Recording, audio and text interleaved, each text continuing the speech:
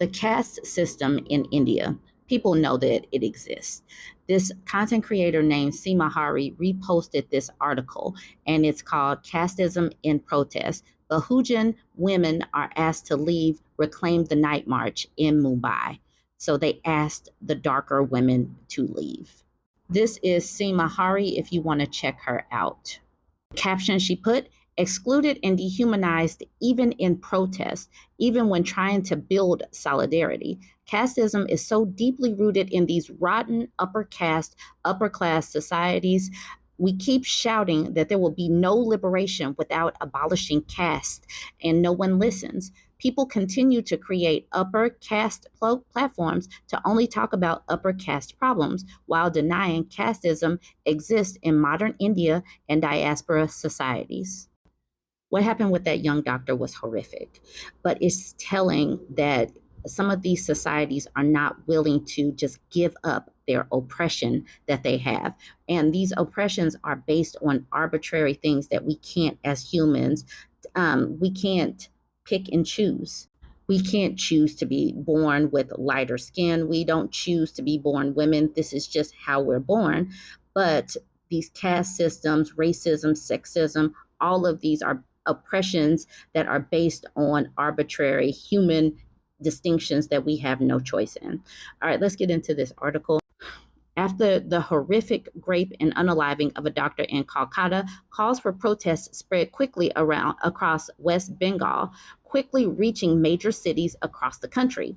Outraged by the response of the West Bengal State Police, various loosely organized women's collectives united to call for nationwide Reclaim the Night protests. Messages were circulated in housing society and college WhatsApp groups. Posters were shared on social media, and women, regardless of political affiliation, took to the streets in large numbers on the night of August 14th. However, this show of solidarity was not welcomed by those from the gated community. The women from Jai Bhim Nagar were met with hostility and asked to leave the protest. Your issues are different from those raised here, said one of the protesters from the high rise. Another added, this is an exclusive protest for only for residents of the Hiranandani complex. Please forgive the pronunciations or the mispronunciations.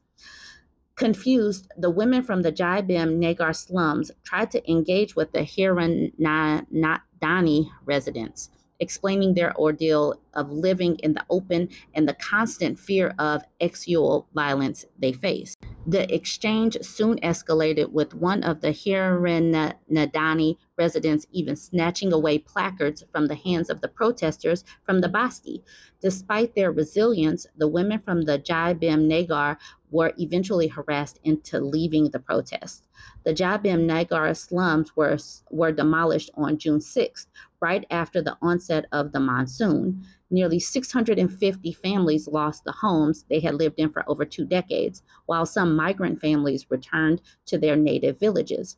Many had no choice but to stay behind. The footpaths around the Basti have now become their homes. Forced to live in the open, the residents of the Powai slum saw the August 14th gathering as the perfect opportunity to both extend solidarity with those protesting the tragic death of a doctor in Kolkata, also bring attention to their own day-to-day struggles. Despite the very clear caste and class divide, the women from Jai Bhim Nagar hoped to bridge these gaps and forge solidarity, but things didn't turn out as they hoped. For 22-year-old Reshma, the experience at the protest site was just as brutal as losing her home to the demolition. It was an open call for protest, organized in a public space. That's why we joined them. But they made us feel that only one kind of woman and her safety mattered. Our safety and concerns are not seen as gender issues by them, Reshma, who had gathered at the protest site, told The Wire. The women protesters from Jai Bhim Nagar Basti gathered with placards that said, Jai Bhim Nagar women have one demand, safety. The Basti, comprising mostly families from Dalit, other backward classes, and denified communities, have existed for over 2 decades. They allege that demolition was carried out without prior notice And the victims have moved the Bombay High Court against the city's civic body for demolishing their houses during monsoon, an action clearly prohibited by a government resolution. Many from Jai Bhim Nagar allege that the demolition was carried out at the behest of Hiranandani developers. On June 6, when residents continued to protest the demolition, several men, allegedly hired by the Hiranandani, gathered at the site and dragged women and children out. When the residents retaliated, the police charged many of them non bailable sections and had them arrested. The lane leading to the footpath where we currently live don't even have street lights. At night, women take turns staying up just to ensure no passerby molest us, she shared. Her fear is not unfounded. Several women and young girls have faced SA while living on the footpath. These women also face constant surveillance. Soon after the demolition, CCTVs were installed all across the area. The residents of Jai Bhim Nagar allege this was done at the behest of the Hiranandani developers and residents. Even the lane leading to the public toilets now has CCTVs installed. Adarsh, a student volunteer from IIT Bombay, noted that women have been speaking out about sexual violence long before the Kolkata incident. It's been part of their daily struggles. But the women from the Hiranandani complex didn't want to acknowledge this, Adarsh said. Like Adarsh, many students from the IIT, Bombay, and other universities have been involved in the ongoing struggles of the residents of the Jai Bhim Nagar slums. It's not that the women from the Jai Bhim Nagar have no connection with those from the luxurious residential complexes nearby. From security guards to domestic workers, the workforce come from these basties. This relationship highlights a significant sociological dynamic. The well being and functionality of upscale neighborhoods are dependent on the labor of those living in the impoverished conditions. If these workers were to stop, the daily operations of the high rises would grind to a halt. Since the demolition, women from Jai Bhim Nagar, particularly the younger ones, have been urgently seeking full time jobs to escape the harsh conditions of living on the footpaths. I'm highlighting that first. I've already talked about what happened to the young doctor in Calcutta. I need people to understand that oppression and privilege follow a continuum. Sometimes you can be oppressed and still be the oppressor. Now, I am going to talk some more about what is going on in Calcutta after that young doctor was unalived. So, this woman who's feeding me this information says after this poor doctor was unalived by her own colleagues, Silachar Medical College in Assam issued and took back the most victim blaming advisory to its female staff. They issued this warning. Here it is. You can't read it very clearly, but someone took it and put it into the form of an article. The woman that sent me this said that her colleagues were involved in a drug and an ex trafficking racket. They said the main suspect is not the mastermind and is involved. She said the principal resigned and got a new cushy job at another prestigious governmental medical college. He was involved along with juniors as well as her fellow staff. She was also being demanded to pay to pass her thesis for her PG degree. She was attacked where there were no cams, no witnesses by at least 5 to 8 people. And here is the article that she sent me that highlights some of the victim blaming advisory. Mr. Gupta said that the advisory was issued to enhance the safety and security of women doctors, students, and all healthcare workers on the campus. According to it, women doctors, students, and staffers should generally avoid isolated, poorly lit, and sparsely populated areas. They should avoid situations as much as possible where they are alone.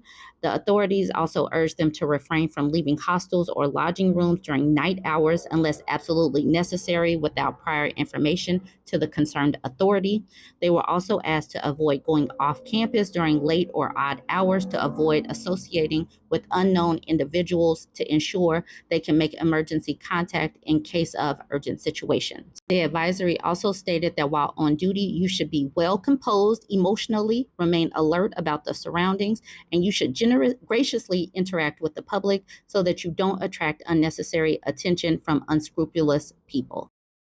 Any issue or grievance should be immediately communicated to the chairman or members of the Gender Harassment Committee and anti-ragging and disciplinary panels, the advisory stated.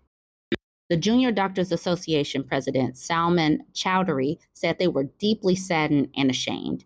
The advisory fails to address the key issues pertaining to SMCH and is outrageous, he said. Mr. Chowdhury urged the authorities to ensure proper functioning of lighting in the hospital area, enhanced security measures, dedicated washroom facilities, security in doctors' rooms, and installation of CCTV cameras. I'm going to wrap this by saying that women, even darker hued women, deserve protection and safety. A lot of the times, the lighter hued women get more protection and more advertisement. Here in the United States, if a white woman or a white girl goes missing or kidnapped, it has a higher value. She has a higher value than a Black woman or a Latina woman. So, this is just the reason why I highlight these things is because any oppression, any safety concerns needs to be addressed. And you cannot be focused so much on one person. Now, this one woman deserves to be talked about because there is a concerted and systemic issue in this country, in the globally. But I just need to highlight other women have issues as well, and we cannot leave them failing and flailing in the black background. All right, join the conversation. Let me know what you think about all of this. Don't forget to like, comment, and